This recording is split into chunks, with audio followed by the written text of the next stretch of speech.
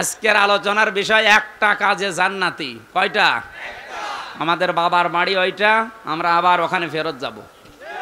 যে একটা কাজ করার জন্য আল্লাহ দুনিয়াতে আমাদের দায়িত্ব দিয়েছে, ওইটা করে যতটুকু হায়াত যার আছে শেষ হয়ে গেলে আবার আসল বাড়ি ফিরে যাব ইনশাআল্লাহ।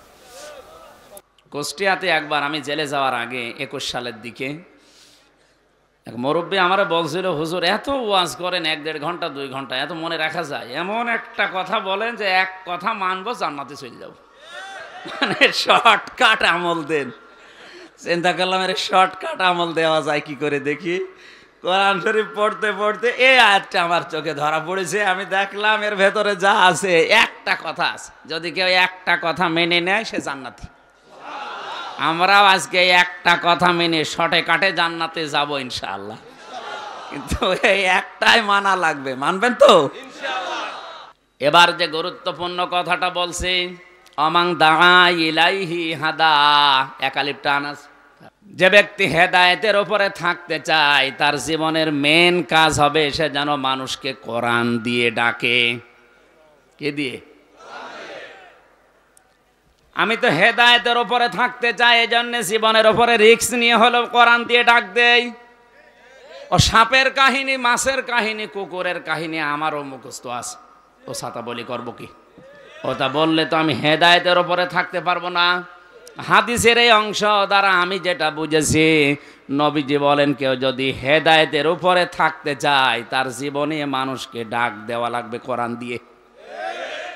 কারণ এটাই হচ্ছে হেদায়েতের মশাল, ফিহি মাসাবিহিল হুদা ও মানারিল হিকমা।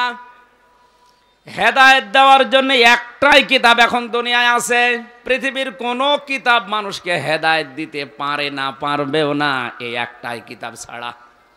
এই জন্যে কিতাবের আগে আল্লাহ আলিফ লাম দিয়ে নির্দিষ্ট করে দিয়েছেন, যালিকাল কিতাবু লা রাইবা ফীহ। এই যে কিতাবের আগে আলিফ লাম, এটা খেলা করার জন্য দেয়নি।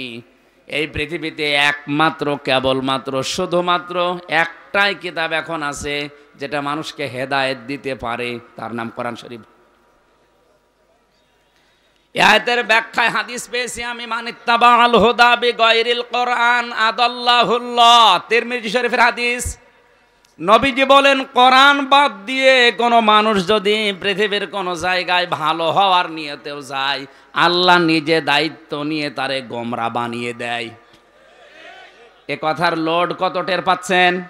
এদিকে তাকান। শব্দটা আদাল্লাহ ইউদিল্লু বাবে ইফআল। এখানে হয়তো আলেম আছে যারা জিজ্ঞাসা করেন বাবে ইফআল থেকে কোনো শব্দ আসলে বাংলা অর্থ দাঁড়াবে। আপনার হয়তো নিয়ত ভালো ছিল, হেদায়েতের জন্যই কোনো জায়গায় গিয়েছিলেন, কিন্তু কোরআন সেখানে ছিল না। এই জন্য আল্লাহ নিজে দায়িত্ব নিয়ে আপনাকে গোমরা বানাবে। হেদায়েত দেওয়ার একচ্ছত্র মালিকানা হামজার? কথা বলে না কেন? কার? উনি যদি দায়িত্ব নিয়ে আপনাকে গোমরা বানিয়ে দেয়, কোন বাবা আপনাকে পথ দেখাবে? নবী কিন্তু দল্লা শব্দ দিতে পারতেন।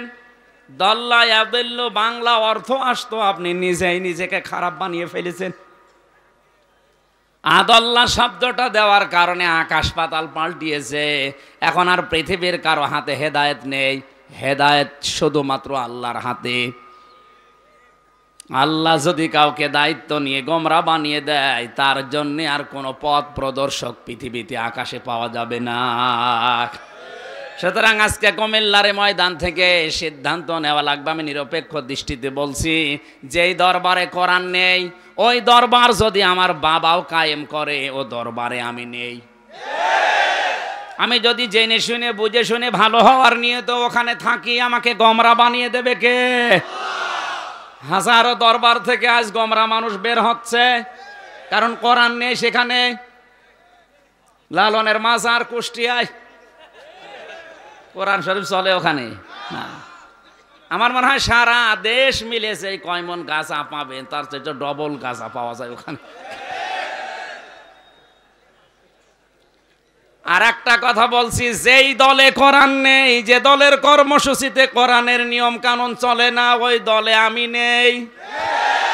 ওখানে যদি আমি ভালো হওয়ার নিয়তেও থাকি, আমাকে খারাপ বানাবে কে? কারা কারা এই হাদিসটা মানতে রাজি আছেন দেখি, লিল্লাহে তাকবীর। ওয়াজ হয়ে গেছে না? এবার মোনাজাত করে দি, আবার কি শুনবে? এই কথাটা মেনে নিলেই তো হয়ে গেল। আমার 10-12 বছর আমার চিল্লানো লাগছে, কোরআনের পাখি 50 বছর চিল্লিয়ে গেল এই একটা কথার জন্য। যেখানে কোরআন নেই ওখানে যাবেন না। ওখানে যদি আপনি ভালো হওয়ার নিয়তে যান, ওই দরবারে ওই দলে আপনাকে আল্লাহ খারাপ বানাবে। এটা মনে হয় শুধু এই সামিয়ানার নিচে শেষ। এই হাত তোলা ঠিক থাকবে তো? হাদিসের শেষ কথা কি? ফাকাদ হুদিয়া ইলা সিরাতিম মুস্তাকিম। কেউ যদি কোরআনের ডাকে সাড়া দিতে পারে, মহান আল্লাহ তাকে হেদায়েতের রাস্তা নসিব করে দেবেন। আমরা কম বেশি আল্লাহর দিকে কোরআন দিয়ে হোক হাদিস দিয়ে হোক ডাকি না? ডাকি না? ডাকি। ভালো ভালো কাজও কম বেশি নিজের সামর্থ্য অনুযায়ী আমরা করি। এবার একটা গুরুত্বপূর্ণ কথা বলছি, সূরা হামিম সেজদা 24 নম্বর পারা 19 নম্বর পৃষ্ঠা 7 নম্বর লাইনে আছে 33 নম্বর আয়াত, ওমানা আহসানু কওলাম মিম্মান দাআ ইলাল্লাহি ওয়া আমিলা সলিহা ওয়া ক্বালা ইন্নানি মিনাল মুসলিমিন। এতদিন যেভাবে শুনেছেন এই আয়াতটা ওইভাবে না, নতুন ভাবে বলছি। আল্লাহ বলেন ওই লোকটার চাইতে ভালো কথা কেউ বলে না। আহসান ইসমে তাফসিল, সুপারলেটিভ ডিগ্রি দিয়েছেন আল্লাহ, এর উপর আর কোনো শব্দ নেই। আল্লাহর কাছে সব চাইতে ভালো কথা বলে ওই লোকটা যে আল্লাহর দিকে মানুষকে ডাকে। আয়াতের প্রথম দুইটা কথা কম বেশি আমরা অনেকেই হয়তো জীবনে বাস্তবায়ন করি। 3 নাম্বার কথাটা এই দেশের 100 জনের 95 জন মানুষের জীবনে মেলে না। আপনি আল্লাহর দিকে ডাকছেন, আমিও দেখতে পাচ্ছি, ভালো ভালো কাজও আপনার জীবনে আছে, কিন্তু অকালা ইন্নানি মিনাল মুসলিমিন, বুকে হাত দিয়ে বলা লাগবে যে আমি মুসলমান, এই ঘোষণা দেওয়া এই দেশে এখন সহজ না কঠিন? সব চাইতে বড় কঠিন বিষয় এটা। কারণ কেউ যদি বলে আমি মুসলমান, তার বউ বেপরদায় চলতে পারবে না, সে সুদ খেতে পারবে না, ঘুষ খেতে পারবে না, কোরআন বাদ দিয়ে সে রাজনীতিও করতে পারবে না। এই কথাটা বলা কি অত সহজ? অথচ এই আয়াত দিয়ে আমরা সারা জীবন দাওয়াত দিয়ে বেড়াচ্ছি যে আমার চাইতে ভালো কথা কেউ বলে না, কারণ আল্লাহর দিকে ডাকি, ভালো ভালো কাজ করি, আর আমি মুসলমান। 3 নাম্বারটা আপনি পারবেন না। 3 নাম্বারটা যদি পারতেই হয়, আল্লাহর কোরআনের 500 বিধান আছে শরীয়তের, এটা রাষ্ট্রীয়ভাবে কায়েম করা লাগবে, তাছাড়া বলা সম্ভব না। এই জন্যই নবীজিকে কঠিন মুহূর্তে আল্লাহ দোয়া শিখিয়েছিলেন। হে নবী, আপনি দোয়া করেন, আনকুর রাব্বি আদখিলনি মুদখালা সিদকি ওয়া আখরিজনি মুখরাজা সিদকি ওয়াজআলনি মিন লাদুনকা সুলতানান নাসীরা। সূরা বানী ইসরাঈলের 80 নম্বর আয়াত। আমি যত তাফসীর পড়েছি আয়াতের, রাষ্ট্রীয় ক্ষমতার কথা শুনলে অনেকে রাজনীতি মনে করে, রাষ্ট্রীয় ক্ষমতার কথা শুনলে অনেকে দুনিয়াদার বানিয়ে দেয়। অথচ নবীজিকে আল্লাহ কঠিন মুহূর্তে চারিদিকে শত্রু দাঁড়িয়ে খোলা তরবারি নিয়ে বিশ্ব নবীকে আল্লাহ শিখিয়ে দিচ্ছেন, হে নবী আপনি এই দোয়া করেন। দোয়া কবুল করবেন কে? উনি যদি শিখিয়ে দেয়, দোয়া কবুল হতে দেরি লাগবে? দোয়া করেন আমার কাছে, হে আল্লাহ তুমি আমাকে ঘর থেকে বের করে দিলে, নিরাপদে বের করে দিও, যেখানে পৌঁছিয়ে দিও ওখানে যেন পথে কোনো বাধা বিঘ্ন না আসে, নিরাপদে পৌঁছিয়ে দিও। আবার এমন একটা রাষ্ট্র ক্ষমতা তুমি আমার হাতে দিও যার ভেতরে তোমার সাহায্য থাকে। আল্লাহর সাহায্য ছাড়া রাষ্ট্রীয় ক্ষমতা চালানো সম্ভব না।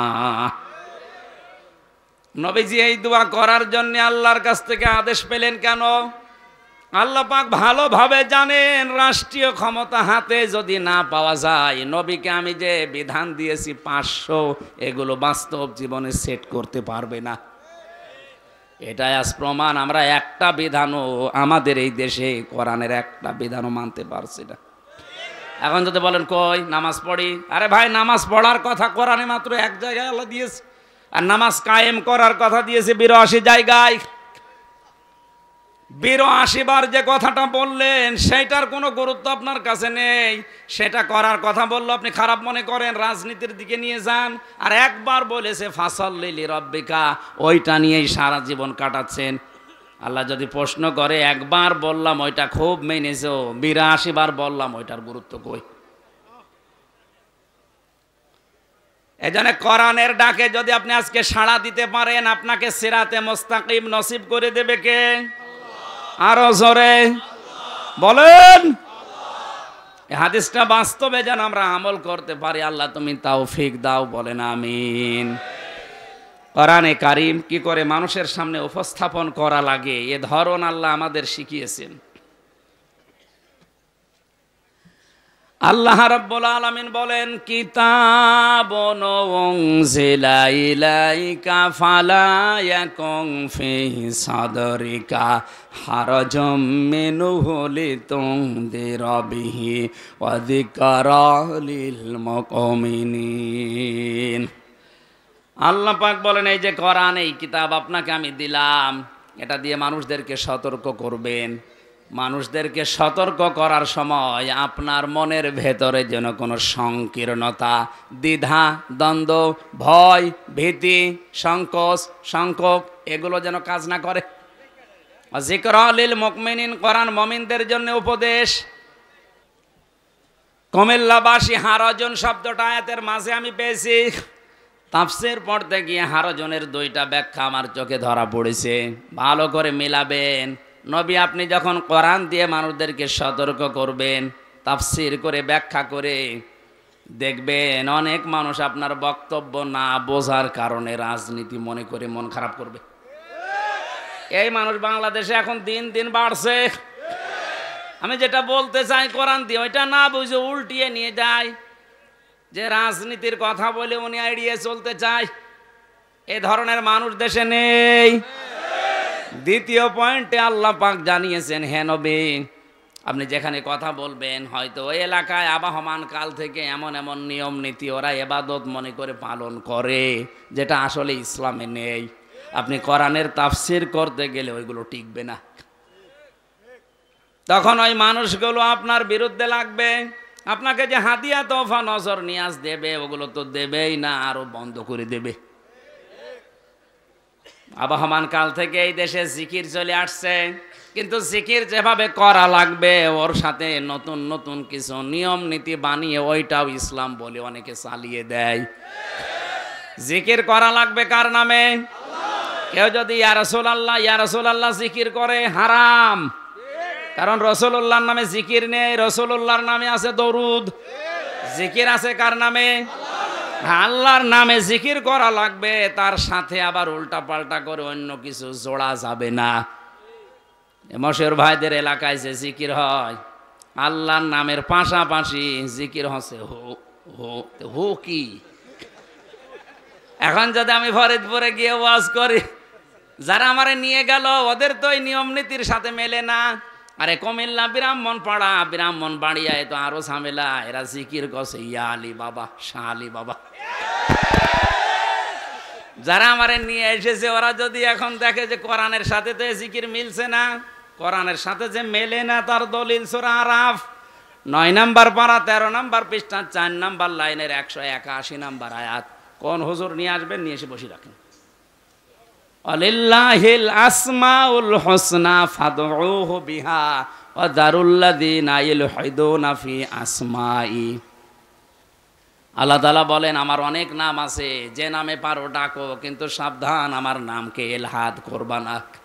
পরিবর্ধন করে উল্টা পাল্টা করে কম বেশি করে যারা ডাকে তাদের সাথে ডাকবা না। আল্লাহ জিকিরের শব্দ নবীর মাধ্যমে আমাদের জানিয়েছেন 4টা, সুবহানাল্লাহ, আলহামদুলিল্লাহ, লা ইলাহা ইল্লাল্লাহ, আল্লাহু আকবার। এই 4টা হচ্ছে জিকিরের উত্তম শব্দ। এগুলো বাদ দিয়ে যদি কেউ আল্লাহ আল্লাহ জিকির করার পরে শুরু করে ইয়া আলী বাবা, শাহ আলী বাবা, দয়াল বাবা, আল্লাহর কসম এটা হারাম। এটা যে হারাম তার প্রমাণ সূরা ফুরকান 19 নম্বর পারার 4 নম্বর পৃষ্ঠা 14 নম্বর লাইনে। মাঝের অংশে এটা আছে মাআল্লাহি ইলাহান আখার, আল্লাহকে ডাকে সাথে সাথে অন্য কাউকে যোগ করে। সুতরাং এই যে এলাকাতে জিকির গুলো যারা করে, তাফসির করতে গেলে এগুলো তো মিলছে না। এই মানুষগুলো যারা আমারে নিয়ে এসেছিল, এখন হাদিয়া তৌফা দেওয়ার পরিবর্তে আবার তাড়া খাওয়া লাগে কিনা আল্লাহ জানে। নবীজিকে আল্লাহ জানে সতর্ক করছেন, আপনি ওইগুলো ভয় পাবেন না। কে মন খারাপ করে, কে মন খুশি হয় না, আপনি সঠিকটা তুলে ধরবেন। যিকরালিল মুমিনিন, কারণ কোরআন মুমিনদের জন্য উপদেশ। জোরে বলেন সুবহানাল্লাহ।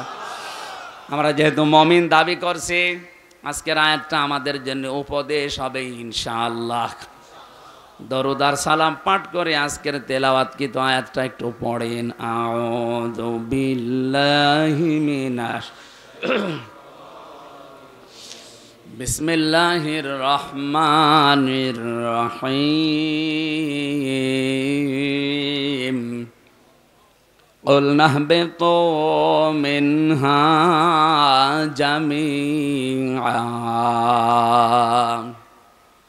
সূরা বাকারা ৩৮ নম্বর আয়াত। আল্লাহ পাক বলেন, আমি সবাইকে বললাম যাও নেমে যাও। এই যে সবাইকে বললাম, সবাই বলতে মাত্র ৩ জন ওখানে, আদম, হাওয়া আর শয়তান। অথচ ইহবিতু বহুবচন জামিয়া, সবাই নেমে যাও।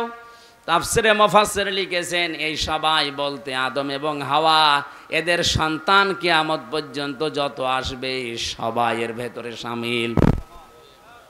অবস্থায় অনেকে আদমের সন্তান অস্বীকার করে বানরের সন্তান এই পরিচয় দিতে আগ্রহ দেখাচ্ছে। এটা আয়াতের পুরাপুরি বিরোধী। যারা এই দায়িত্বে আছে, যারা এই কথা বলছে আমাদের পূর্বপুরুষ বানর, হতে পারে আপনার পূর্বপুরুষ, আমাদের না। ৯৬% মুসলমানের এই দেশে আমরা এই শিক্ষা মানি না, কারণ কোরআন জানিয়েছে আমরা আদমের সন্তান। হযরত আদম আলাইহিস সালামকে আল্লাহ পাঠিয়ে দিলেন, ৬০ হাত লম্বা ৩৬ হাত মোটা করে বানিয়ে রেখেছেন।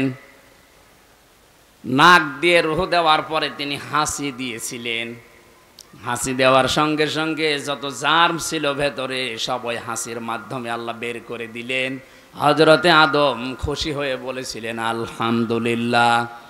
আল্লাহ এত বেশি এই শব্দটার উপরে খুশি হয়েছিলেন ওই সময়, কিয়ামত পর্যন্ত আদমের সন্তান যারা দুনিয়ায় আসবে, ওরা যদি হাসি দিয়ে শরীরের ভেতরে যে জার্মগুলো আছে এর মাধ্যমে বের হয়ে যায়, ওরাও যেন পড়ে আলহামদুলিল্লাহ। বিজ্ঞান এখন প্রমাণ করছে, একবার যদি কেউ হাসি দেয়, এই সারাদিন সারা রাতের যে ধুলাবালি ময়লাগুলো নাক দিয়ে মুখ দিয়ে বিভিন্ন শরীরের জায়গা দিয়ে প্রবেশ করে, হাসির মাধ্যমে যেটা বের হয়ে যায়, যদি মেশিন দিয়ে পরীক্ষা করে বের করা লাগে কমপক্ষে ১২,০০০ টাকা খরচ হবে। এই জন্যেই তো আলহামদুলিল্লাহ বলার জন্যে, এমনকি পাশে যে থাকবে তারে বলা লাগবে ইয়ারহামুকাল্লাহ, তার পাশে যে থাকবে সে বলবে ইয়াহদিকাল্লাহ। সুবহানাল্লাহ বলতে পারেন নাই? কেন বলা লাগে? ১৫০০ বছর আগে নবীজি আমাদের শুধু শুনিয়েছেন। বিজ্ঞান এখন গবেষণা করে দেখছে, একবার হাসি দিলে কত কিছু বের হয়ে যাচ্ছে। হযরতে আদম পড়ে আছে, রূহ দেওয়ার পরে যখন হাসি দিলেন, জান্নাতের ভেতরে সব কিছুই তার ছিল, কিন্তু মনে শান্তি ছিল না। আল্লাহ রাব্বুল আলামিন আদমের মনের কথা ভাবনা বোঝার পরে বাম পাথরের হাড় থেকে একটা নারীকে তৈরি করে তার পাশে বসিয়ে রাখলেন। হযরতে হাওয়া আলাইহিস সালাম এত সুন্দরী ছিল, আমি তাফসিরে পড়েছি ৪ জন মহিলাকে আল্লাহ দুনিয়ায় সবচাইতে সুন্দরী করে বানিয়েছেন। তার ভেতরে হাওয়া ১ নাম্বার, দ্বিতীয় নম্বরে ছিল বিলকিস, ৩ নম্বরে ছিল জুলাইখা, ৪ নম্বর হযরতে ইব্রাহিম আলাইহিস সালামের প্রথম স্ত্রী সারা। এত সুন্দর করে আল্লাহ দুনিয়াতে কাউকে বানানোনি আর বানাবেনও না। পুরুষদের ভেতরে ২ জন মানুষকে সব চাইতে বেশি সৌন্দর্য দিয়েছিলেন। একজনের নাম মুহাম্মদ রাসূলুল্লাহ, আর একজনের নাম হযরত ইউসুফ আলাইহিস সালাম। পৃথিবীর সবচাইতে বড় বিশ্ব সুন্দরী হযরতে হাওয়া। দেখার পরেই হযরতে আদম ধরতে গেলেন, তাকালেন, আল্লাহ বলেন তাকানোও যাবে না, ধরাও যাবে না। হযরতে আদম ওই সময় বলেছে, রব্বুল আলামিন ধরাও যাবে তাকানো যাবে, কি করলে আপনি সেই বুদ্ধি দেন। আল্লাহ বলেন ধরাও যাবে তাকানোও যাবে, বিয়ে করা লাগবে। এখান থেকে প্রমাণ হয় বিয়ের আগে যে প্রেমগুলো করা হয় এটা হারাম। এই এলাকায় মনে হয় চলছে না, প্রেম তো চলছে, পরকীয়াও চলছে।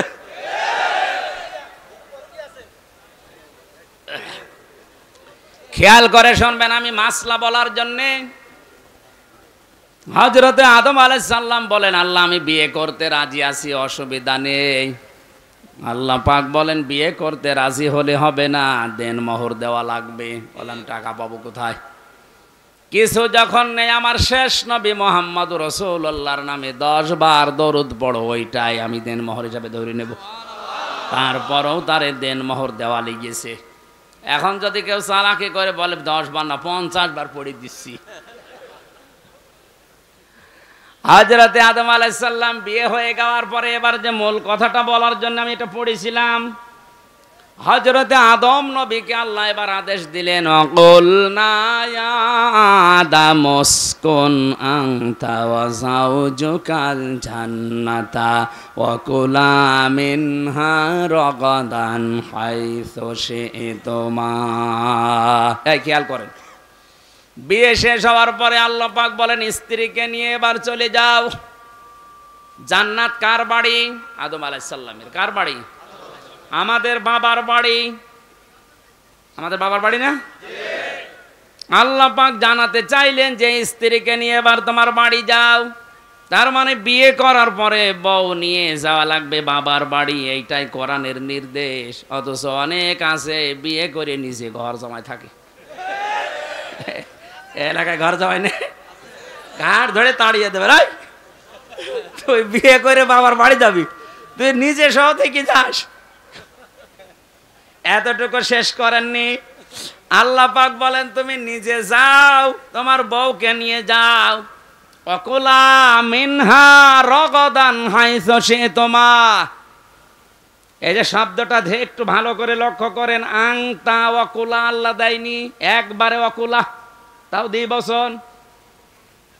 আজ নারী পক্ষ, নারী স্বাধীনতা আন্দোলন, নারী বিপ্লব পরিষদ, নারী মুক্তি পরিষদ, প্রায় 13টা সংগঠন কাজ করছে দেশে নারীর পক্ষে। কি দিতে পেরেছেন আপনি? 1500 বছর আগে আমার আল্লাহ যেটা দিয়েছে ওইটা যদি নারীরা এভাবে বুঝতো, ওরা নিজেদের অধিকারের জন্য আন্দোলন করত। আল্লাহ কিভাবে মিলিয়েছেন? অকুলা, হে আদম তুমি নিজের বউকে বাড়িতে নিয়ে যাওয়ার পরে নিজে খাবে, শুধু তা না তুমি যা খাবে স্ত্রীকে ওই মানের খাবার খাওয়াবে। তুমি যেই মানের পোশাক পরবে ওই মানের পোশাক পরা লাগবে তাকে। নিজে খেয়ে আসে মরণের মতো, আর আসার সময় বাদাম নিয়ে আসে। আমি একবার ধরা খেয়েছিলাম বিয়ের পরে, বাইরে থেকে। আমার তো বাড়িতে খাবার খাওয়া লাগে কম, বাইরে সেরকম খাওয়া খেয়েছি। আমার আব্বা জানে যে খেয়েছি। আসার সময় বাদাম নিয়েছি কয়েকটা। আমি বাড়িতে ঢোকার পরে বলছি, দাঁড়া কি তোর কাছে কিছু আছে? হ্যাঁ আছে। কি? বাদাম। কি করবে? আমার নারে দেব। নিজে তো খেয়েছো মরণের মতো, আর আসার সময় বাদাম নিয়েছো, ভালো জিনিস আনতে পারো না? ওই দিন থেকে বুঝেছিলাম যে না, নিজে যে খাবার খাওয়া লাগবে ওই মানের খাবার স্ত্রীর জন্য ব্যবস্থা করা লাগবে। ওদের অধিকার আল্লাহ কিভাবে দিয়েছেন? আল্লাহ কিন্তু আংতা দিতে পারতেন যে তুমি আগে মরণে খাওয়া খাও, এরপরে যা বাঁচে ওরে দিও না। যতটুকু পারবেন, যতটুকু পড়বেন খাবেন, ওই পরিমাণে ওই মানি দেওয়া লাগবে।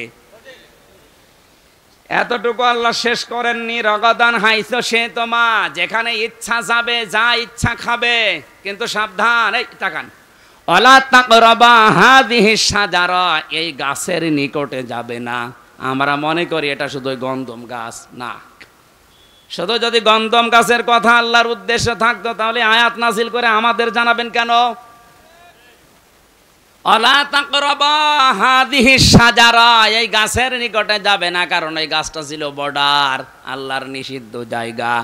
এই পৃথিবীতে আল্লাহর এরকম 500টা বর্ডার আছে।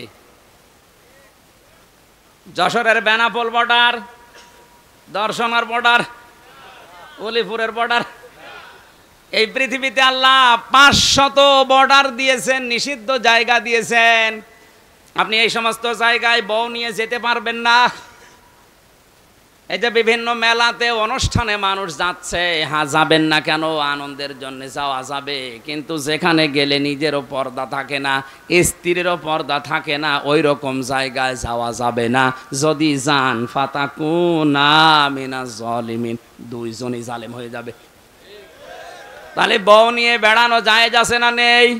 হ্যাঁ আছে। এমন জায়গায় যাওয়া লাগবে যেখানে গেলে পর্দা ঠিক থাকে নিজের এবং স্ত্রীর। যেখানে গেলে নিজেরও পর্দা থাকে না, বড় পর্দা থাকে না, এরকম জায়গায় যাওয়া যাবে না। এ নিষিদ্ধ কাজ কার? অথচ হাজারো মানুষ আজ এই কাজে ব্যস্ত। নিজের বউ যদি সুন্দর হয়, মেয়ে সুন্দর হয়, ও দিশায় পায় না, করবে কি? আরো পরিমণের মতো করে সাজিয়ে নিয়ে যায়। কারণ এই মহিলারে আমি কাছ থেকে দেখেছি তো জেলে, এই জন্য বলছি না, চেহারা একবার খারাপ না, ভালো আছে। না সত্যি বলছি, ভালো আছে। কারণ আমি 4 নম্বরে, ও 3 নম্বরে। ওই জেলে যাওয়ার সময় তো দেখা হয়তো, কোর্টে যাওয়ার সময় দেখেছি। চেহারা ভালো, এখনও এরকম স্টাইলে থাকে। এখন মনে হয় খারাপ হয়ে গেছে নাকি? এখন খারাপ হয়ে গেছে।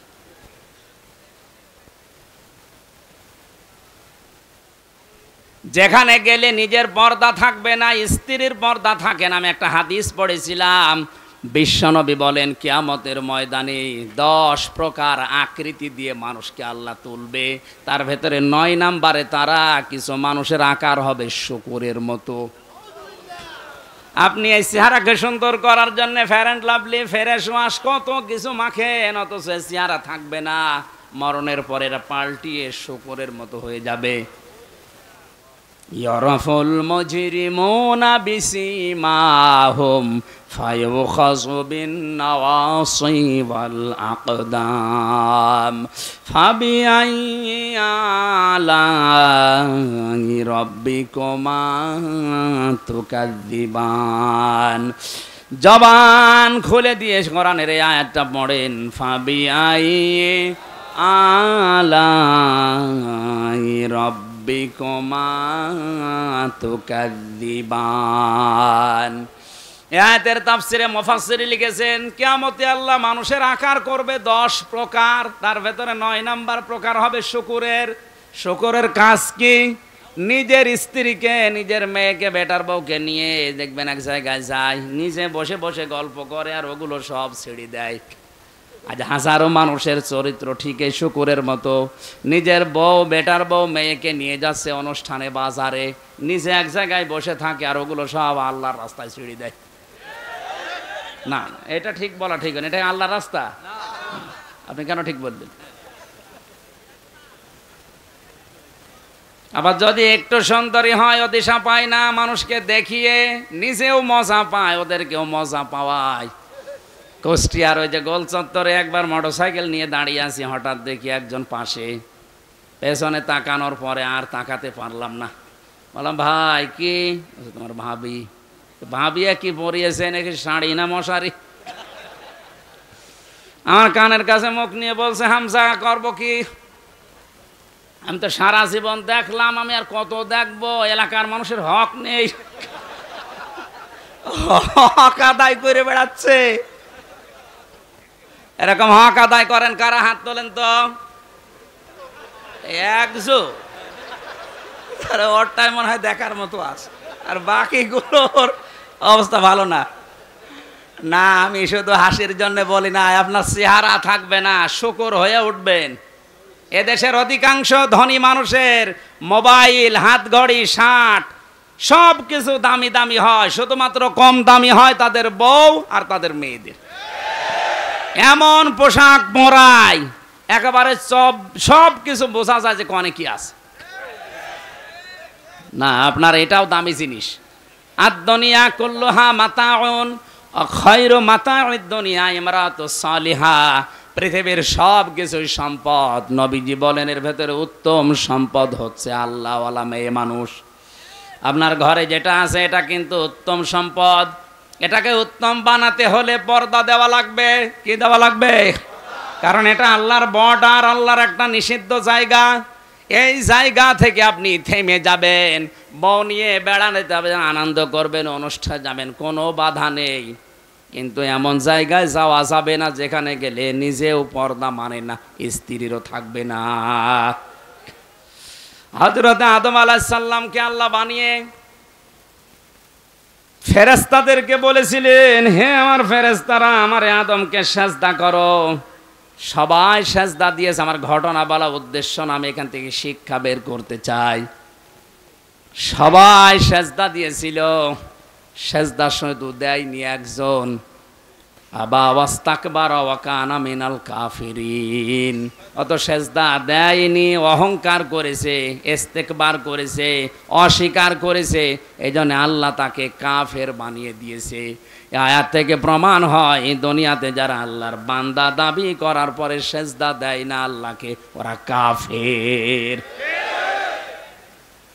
দাবি করে যে আমি মুসলমান, আপনি সিজদা দেন না কেন? আজকের এই ময়দানে মুসলমান ছাড়া অন্য জাতি হয়তো সেরকম নেই, সিদ্ধান্ত নিয়ে বাড়ি যাবেন। আমি নামাজের ওয়াজ করি না, কারণ মুসলমান যদি নামাজ না পড়ে তো মুসলমান থাকে কি করে? বলেন বলেন।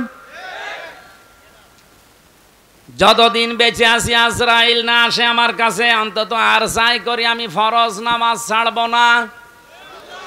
রাজি আছেন? রাষ্ট্রীয়ভাবে যদি এটা কায়েম থাকতো, আল্লাহর কসম আমি আয়াতটা পড়তাম না। যেহেতু রাষ্ট্রীয়ভাবে নেই, আমার হিসাব আমারই দেওয়া লাগবে।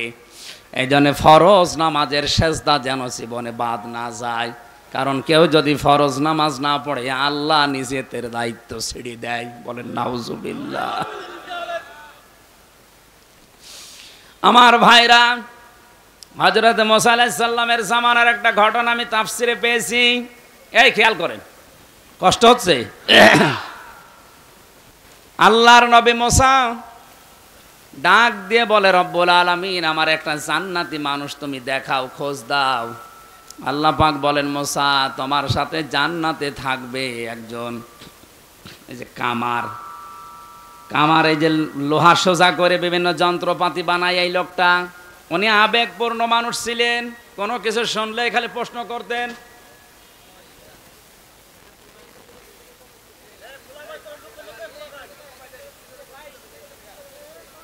ডাক দিয়ে বলে, রব্বুল আলামিন, তুমি এত মানুষের নাম থাকতে একজন কামারের নাম বললে, কি করে সে এমন আমি দেখব। আল্লাহ পাক বলেন, ঠিক আছে, বাজারে যাও, বাজারের এক কোণে বসে এই কামার তার কর্মজীবনে কাজ করে, একটু দেখো। মানে চুরি করে লক্ষ্য করে দেখলে লোকটা করে কে? দূর থেকে লক্ষ্য করে দেখেন উনি হাঁপড় দিয়ে এই যে লোহা পিটাচ্ছে মগুর দিয়ে। একবার মাথার উপরে মগুর নেয়, একবার মারে, একবার উপরে নেয়, একবার পিটায়। হঠাৎ করে ওই সময় নামাজের যে সিস্টেম ছিল, আমাদের যেমন আজান, ওই সময় হয়তো একটা সিস্টেম ছিল। নামাজের সময় যেই হয়ে গেছে, উনি এই মগুরটা আর লোহার উপরে না পিটিয়ে পেছন দিক থেকে ফেলে দিয়ে তাড়াতাড়ি পবিত্র হয়ে নামাজে দাঁড়িয়েছে। হযরতে মুসা ডাক দিয়ে বলে, রব্বুল আলামিন, তুমি এই লোকটাকে জান্নাতে বলে কেন ঘোষণা দিয়েছো আমি বুঝতে পেরেছি। এ মগরটা লোহার ওপরে পিটিয়ে তারপরেও পবিত্র হয়ে নামাজে দাঁড়াতে পারতো। নামাজের সময় হওয়ার সঙ্গে সঙ্গে দুনিয়ার সব কাজ বাদ দিয়েছে, এমনকি না পিটিয়ে পেছন দিক থেকে ফেলে দিয়ে নামাজে দাঁড়িয়েছে। যে লোকটা তোমার বিধান এত গুরুত্ব দিয়ে আদায় করতে পারে, তারে তুমি জান্নাত না দিয়ে পারো না। এই সেজদা এত দামি জিনিস, সেজদার কারণে শয়তান হয়েছে। কথা বলেন না কেন? জিজ্ঞাসা করলেন, কেন সেজদা দিলে না? ক্বালা মা মানাআকা আল্লা তাসজুদা ইয আমারতুকা ক্বালা আনা খায়রুম মিনহু খালাকতানি মিন নার ওয়া খালাকতাহু মিন তিন। কে যেন আমার বাধা দিল সেজদা দিতে? শয়তান ওই দিন বলেছে, আমাকে বানিয়েছো আগুন দিয়ে, আর এইটা বানিয়েছো মাটি দিয়ে। আমার ভেতরে পাওয়ার আছে আর ওইটার ভেতরে পাওয়ার নেই। শয়তান অহংকার করেছিল কিসের? পাওয়ারের। বলেন বলেন, আরো জোরে বলেন। সুতরাং কেউ যদি ক্ষমতা পেয়ে যারা নিচে আছে তাদেরকে গুরুত্ব না দেয়, মানুষে মনে না করে, সেও ডিজিটাল শয়তান। আরে দেশে এখন দিন দিন এরকম বাড়ছে, কিছু জায়গা পেলে কি হনুরে, যে যখন চেয়ারে থাকে সে তখন গিয়ারে থাকে। এই যে মশিউর ভাই যতক্ষণ ছিল গিয়ারেই ছিল, আমিও আছি এখন, আমিও গিয়ারে আছি। চেয়ার মানে কিন্তু এই যে আমি এই চেয়ারের কথা বলছি, আপনারা বড় ওই চেয়ার ধরবেন না, কারণ ওই চেয়ারের একটা মেয়াদ আছে একেবারে 41 সাল, ওর আগে আপনি 50 সাল। চেয়ার মানে কোন চেয়ার? এই যে এই চেয়ার, এই চেয়ারে বসলে আপনাকে উঠাই লাগবে, এই চেয়ারে বসলে আপনাকে উঠাই লাগবে। শুধু একটা চেয়ার আছে, ও কোনো ওঠাউঠি করা লাগে না। না না, তো यहाँ চেয়ার নেই, এই যে জো বাইডেনের চেয়ার, ও বসেছে আর ওঠা লাগছে না। এই শব্দটা আমি পড়েছিলাম, আল্লাহ পাক এত রাগান্বিত হয়েছিলেন তার এই কথা শোনার পরে, সঙ্গে সঙ্গে ওকে ঘোষণাও দিয়েছেন, ক্বালা ফাহবিত মিনহা ফামা ইয়াকুনু লাকা আন তাকুনা আনতা তাকাব্বারা ফিহা ফাখরুজ ইন্নাকা মিনাস সাগিরিন। একটু খেয়াল করে শুনবেন। আল্লাহ পাক বলেন, ওকে আমি আদেশ দিয়ে দিলাম, দূর হয়ে যা, তোর এই অহংকারের কারণে আমি তোকে দুইটা জিনিস থেকে বঞ্চিত করলাম। কোনো দিন তোকে আমি ক্ষমা করব না, কোনো দিন তোকে আমি আল্লাহ জান্নাতে দেব না। সঙ্গে শয়তান অহংকার করেছিল ক্ষমতার, এজন্যে হারিয়েছে দুইটা জিনিস, কোনোদিনও ক্ষমা পাবে না, ও জান্নাতেও যেতে পারবে।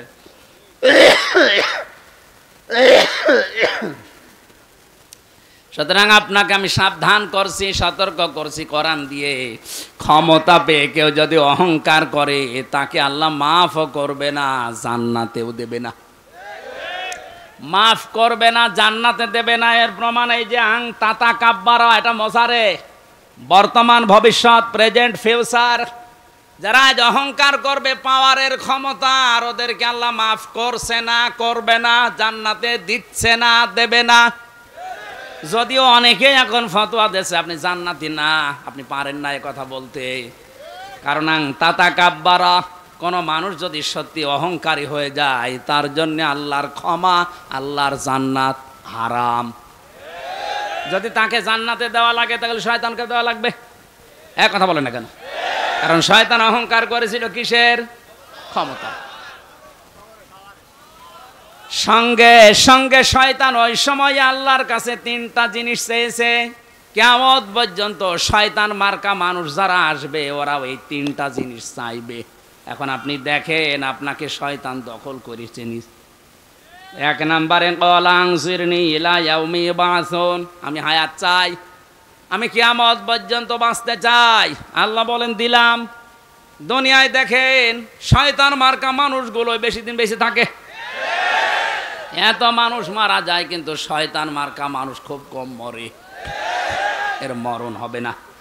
ক্বালা ফাইন্নাকা মিনাল মুনজারিন, আল্লাহ তাআলা শুধু আমি হায়াত চাই না, আমি ক্ষমতা চাই, আমি পাওয়ার চাই, আমি টাকা পয়সা চাই। আল্লাহ বলেন দিলাম। তাকান তামাম দুনিয়ার দিকে, শয়তান মার্কা মানুষগুলোর টাকা পয়সা অর্থ সম্পদ বেশি, এরা আল্লাহর বিরুদ্ধে অবস্থান নিয়ে এগুলো খরচ করে। 3 নম্বরে শয়তান বলেছে ক্বালা ফাবিমা গাওয়াইতানি লাকুদান্না লাহুম সিরাতাকাল মুস্তাকিম। হে আল্লাহ, আমি তোমার বান্দাদের ধোঁকা দিয়ে বোকা বানানোর জন্য কোনো খারাপ রাস্তায় যাব না, ভালো ভালো রাস্তার মোড়ে মোড়ে আমি অবস্থান করব।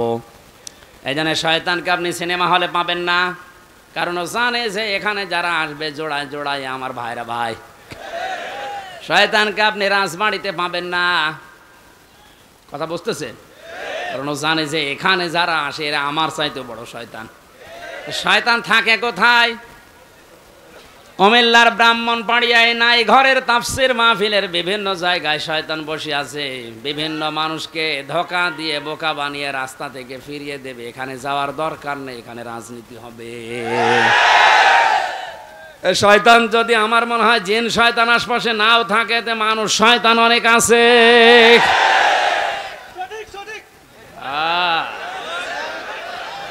ওয়াজ বুঝে ফেলিস, আপনার অত বোঝার দরকার নেই ভাই, আমি শেষ করে দিচ্ছি।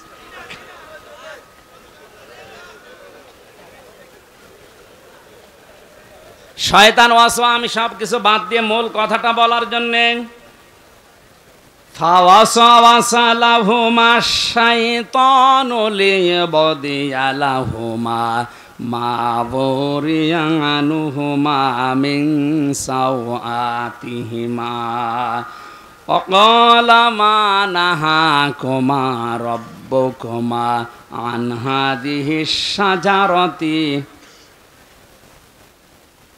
إلا أن تكونا ملكين أو تكونا من الخالدين। খেয়াল করে শুনবেন, শয়তান আদম আর হাওয়াকে জান্নাতে ওয়াসওয়াসা প্রথমেই দিয়েছিল। জান্নাতের গেটে দাঁড়িয়ে দাঁড়িয়ে কাঁদছিল। হযরতে আদম হয়তো কোনো জায়গায় গিয়েছিলেন, হাওয়া আলাইহিস সালাম এসে দেখে একজন কাঁদতেছে, ডাক দিয়ে বলেন কাঁদেন কেন? শয়তানের অভ্যাস হচ্ছে কথা বলার আগেই কেঁদে ফেলা, এটা অভ্যাস তার। আজও পৃথিবীর বিভিন্ন জায়গায় আমরা দেখি কিছু মানুষ আছে কথা বলার আগেই কেঁদে ফেলে। আমার কেউ নেই, কেউ নেই, কেউ নেই, আমি করবো কি? কেউ নেই বলে কেঁদে ফেলে। এটা শয়তানের প্রথম অভ্যাস, কথা বলার আগেই। বলেন বলেন। হযরতে হাওয়া কান্নাকাটি দেখে বলছেন আপনি কাঁদবেন না, বলেন কেন কাঁদেন? ও বলছে কাঁদি আমার জন্যে না, কাঁদি তোমাদের জন্যে। আমাদের আর কি, আমরা তো ভালোই আছি।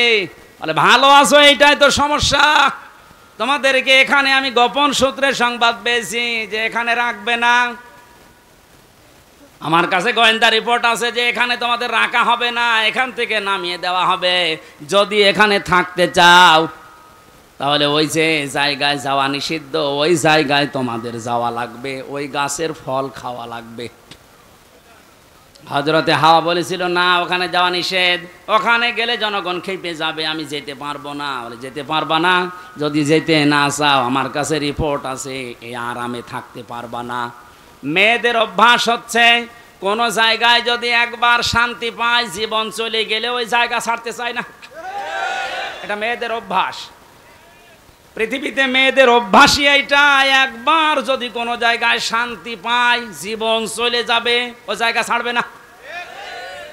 একবার যারা পরকীয়া প্রেমে শান্তি পেয়েছি, তামাম দুনিয়া দিলেও 4-5টা বাচ্চা রেখেও চলে যায়।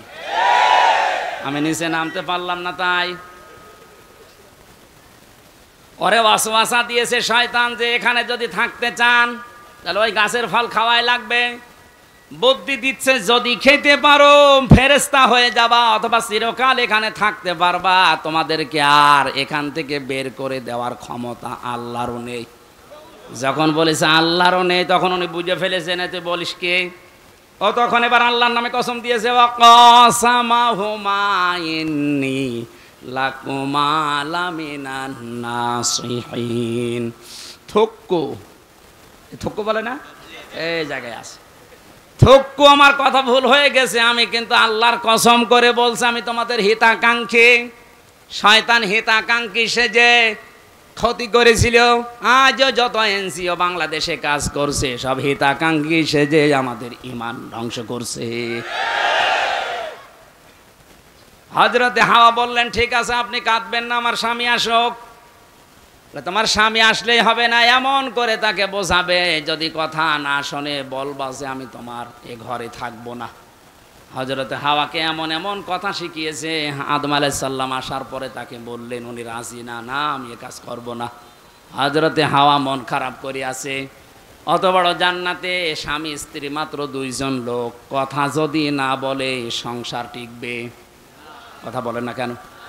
মাত্র কয়েক ইঞ্চি ঘরের ভেতরে মানুষ আমরা থাকি, কয়েকটা 3-4টে রুম নিয়ে এখানেই যদি কথা বন্ধ হয়ে যায় স্বামী স্ত্রীর, আমার মনে হয় ওই সংসার আর টেকে না। আসতে বলেন। একবার শুনেছিলাম কুষ্টিয়াতে গ্রামে স্বামী স্ত্রী গন্ডগোল করেছে, এমন গন্ডগোল কথাও বলে না, ওর কাছেও থাকে না, শীতের রাত কাছে থাকে না, স্বামী বেচারা বাইরে গিয়ে বিভিন্ন খড়কোটায় আগুন লাগিয়ে আগুনের তাপ নেয়, তাও ওর কাছে যায় না। আল্লাহর ইশারা একদিন খড়কোটার আগুন বেয়ে বেয়ে ওর লঙ্গিতে লেগে গেছে, অত টের পায়নি, আগুন তাপ। ওর বউ জ্বালানার ফাঁকা দিয়ে তাকিয়ে দেখে আগুন যে কায়দায় লেগেছে, আমি যদি এখনো কথা না বলি ওর সব, আর ওর যদি সব শেষ হয়ে যাতে আমার কি হবে। তখন জ্বালানা থেকে মুখ অন্যদিকে ঘুরিয়ে জোরে জোরে বলতেছে, আমি কারো সাথে কথাও বলি না, কারো লুঙ্গিতে আগুন লাগলে তাও বলি না। তাকিয়ে দেখছে হচ্ছে কি, দেখে লুঙ্গিতে আগুন, তাড়াতাড়ি লিপিয়ে বলছে, আল্লাহ তওবা করছি, জীবনে বেশি থাকতে অন্তত বউর সাথে কথা বন্ধ করবো না, এখনই পুড়ে মরে যেতাম।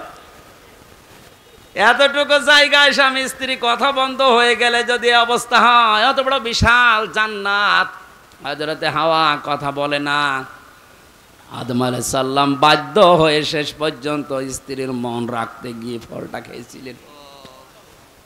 আল্লাহ রাব্বুল আলামিন তখনই ঘোষণা দিলেন, নেমে যাও, আর থাকা যাবে না, কারণ এখানে পেশাব পায়খানার কোনো ব্যবস্থা জান্নাতে নেই, তোমাদের পোশাকগুলো সব খুলে পড়ে গেছে,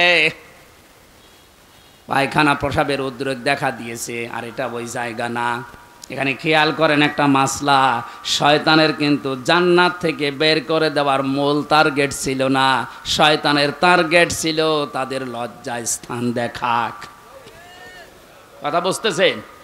শয়তানের টার্গেট ছিল প্রধান এইটা, যে এদেরকে এদের লজ্জায় স্থান আমি দেখব, কারণ শয়তান হচ্ছে যৌনতা ছড়াতে ভালোবাসে। আজ এই শরীফার গল্পর ভেতরে আমি এইটাই পেয়েছি, সকালে শরীফ, বিকালে উনি শরীফা হয়ে যাবে, আর এটা যদি রাষ্ট্রীয়ভাবে কায়েম করতে পারে, তারপরের দিন সে যদি বলে আমি শরীফা, আমারে এখন মহিলা হোস্টেলে সিট দেন, আপনাকে দেওয়া লাগবে, আপনি যদি না দিতে চান তাহলে আবার মামলা দেবে। এই কথা বলেন না কেন? ও শরীফা বিকালে যায় দাবি করুক, মাল তো শরীফ আছে, শরীফ না।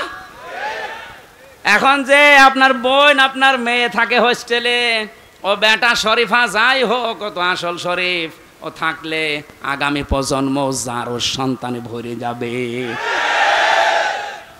শরীফ থেকে শরীফার দাবি করে এরা মেয়েদের লজ্জা স্থান নিয়ে খেলা করার চেষ্টায় আছে, আর আমাদের আগামী প্রজন্মকে এরা জারজ হিসাবে পরিগণিত করতে চাচ্ছে। 96% মুসলমানের এই দেশে আমাদের যারা দায়িত্বে আছে তাদের বলবো, শুধু আমরা বিপদে পড়ব না, আপনিও বিপদে পড়বেন। পড়বেন কি? আপনার তো আরো চরিত্র নেই, আপনার চরিত্র তো এরকমই, এই জন্য আপনার কিছু মনে হচ্ছে না, কিন্তু আমি তো মানুষ, আমি আদমের সন্তান, আমার তো লজ্জা লাগে যে শরীফ থেকে শরীফা নাম নিয়ে আপনি আমার বোনের কাছে মেয়ের কাছে থাকবেন, এটা মেনে নেওয়া যায়? শয়তান ছিল যৌনবাদী, শয়তান আরো জোরে। হযরতে হাওয়া আলাইহিস সালাম যখন পাতাটা ছিঁড়তে যাবে, আদম আলাইহিস সালাম ছিঁড়তে গিয়েও ছেড়েননি, উনি চলে এসেছেন। হাওয়া আলাইহিস সালাম বলে, কি ছেড়বে না কেন? না, আমার কেমন লাগে। শয়তান যে ওদিকে ধোঁকা দিয়ে বোকা বানিয়ে রেখেছে, তাড়াতাড়ি করে দেখছে না স্বামী তো ছেড়ে না, উনি ছেড়ে ফেলেছিলেন।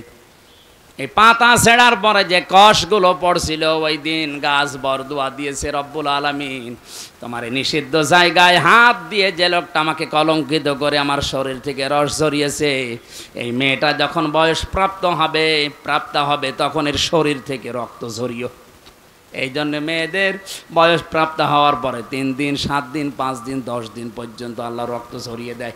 এই গাছের বরদুয়া, এটা কিয়ামত পর্যন্ত মেয়েদের এই বরদুয়া থাকবে।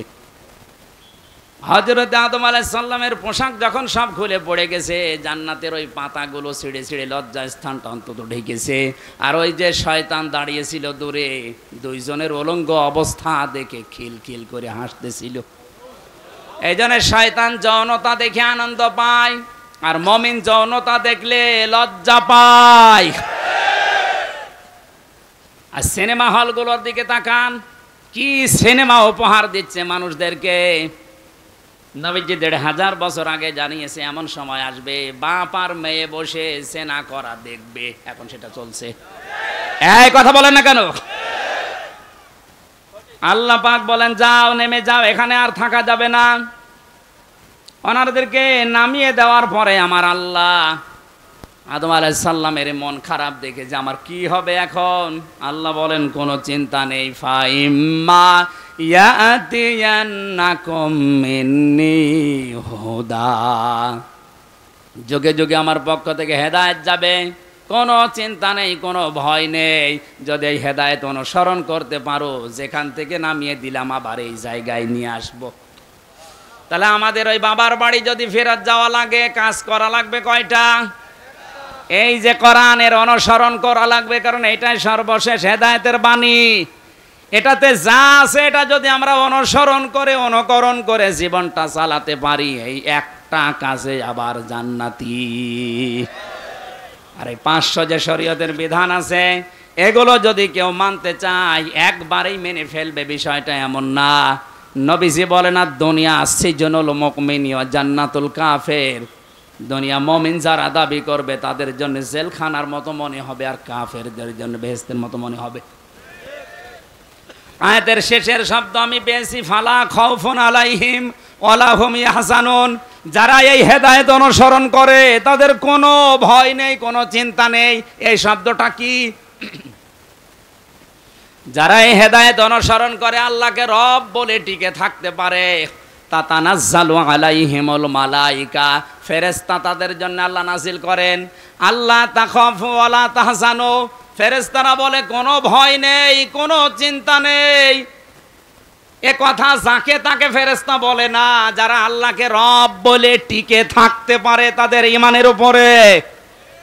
এরকম কঠিন মুহূর্তে আমি বাস্তবে জেলে যাওয়ার পরে দেখেছি, এক কারারক্ষী আমার বলছিল, তোরা বলে না কুতুবউদ্দিন নাম জানো, আমার বলছে হুজুর যেদিন মীর কাশেম আলীর ফাঁসি হবে ওইদিন মাগরিবের সময় আমার দায়িত্ব ছিল। ফাঁসির ওই কন্টেম সেলে আমি গেলাম, ডাক দিয়ে বললাম স্যার আর মাত্র 3 ঘন্টা আছে, আপনি প্রস্তুতি নেন। উনি আমারে বলে কারারক্ষী ভাই এখনো 3 ঘন্টা, আমি 2 ঘন্টা ঘুমালাম, তুমি আমারে ডাক দিও। এই যে কোরআন আমার সামনে, আল্লাহর কসম কারারক্ষী যা যা বলেছে আমি ওইটাই বলছি। আমারে বলছে হুজুর দেখলাম ঠিক 2 ঘন্টা ঘুমিয়ে গেল। আমি চিন্তা করছি যার 1 ঘন্টা পরে ফাঁসি, যার ছেলে গুম হয়ে আছে তাও ব্যারিস্টার, বাংলাদেশে যদি 10 জন ধনী থাকে তার ভেতরে সে একজন, লক্ষ লক্ষ মানুষের কর্মসংস্থান তৈরি করেছে যে লোকটা, যার মাথা শুধু মাথা না একটা ম্যাগনেট। আর এই লোকটার ঘুম আসে কি করে? ঠিক ঘুমিয়ে গেছে, ডাক দিলাম 2 ঘন্টা পরে ঘুম থেকে উঠে গোসল করে নিল, ওযু করে নামাজ পড়ে আমারে বলছে চলেন। আমি ওই সময় ভেবেছি যে লোকটার ঘুম আসলো কি করে। আমিও বুঝতাম না এতদিনে আয়াতের তাফসীর, আমি এখন বুঝি যে ঘুম কেন এসেছিল। কারণ যারা এই হেদায়েতকে সত্যিই মেনে নেবে, আল্লাহকে রব বলার পরে ঈমানের উপরে যারা দৃঢ়তা টিকে থাকতে পারবে, তাদের ফেরেশতারা এসে বলবে কোনো চিন্তা নেই, কোনো ভয় নেই। তোমার সন্তান, তোমার স্ত্রী, তোমার মেয়ে, তোমার এই ব্যবসা প্রতিষ্ঠান নিয়ে চিন্তা হয়, কোনো চিন্তা নেই, চলে যাও তুমি জান্নাতে, আর ওগুলো সব আমার আল্লাহ নিজে দেখে রাখবে। ওয়াবশিরু বিল জান্নাতিল্লাতী কুনতুম তুআদুন।